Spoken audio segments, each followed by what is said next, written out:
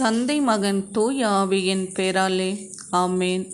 புனித பவுல் கொரிந்தியருக்கு எழுதிய 2ஆம் திருமுகத்திலிருந்து வாசகம்.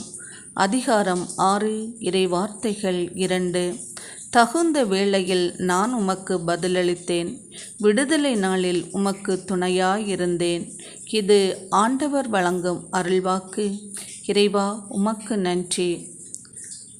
ஆண்டவரே என் நாயர், நீர் என்னோடு இருக்கின்ற போது எந்த தீங்கும் எம்மை அணுகாது. நீரே எம்மை வேலியடைத்து பாதுகாத்து கொள்வீர். அதற்காக உமக்கு நன்றி ஏசப்பா, நன்றி. உமது இரக்கம் பெருசப்பா, உம்முடைய கருணை பெருசப்பா.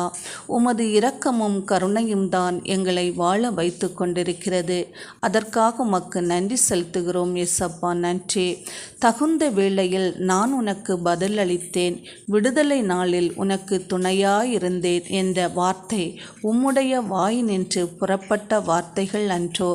இந்த வார்த்தைகளின்படி நீர் எங்கள் ஒவ்வொருவரையும் வழிநடத்துகிறதற்காகவும், தேவ பிரசன்னம் எப்போதும் எம்மோடு இருக்கிறதற்காகவும், அரணும் கோட்டையும் கவசமாக இருந்து நீர் எங்கள் ஒவ்வொருவரையும் வழிநடத்துகிறதற்காக நன்றி.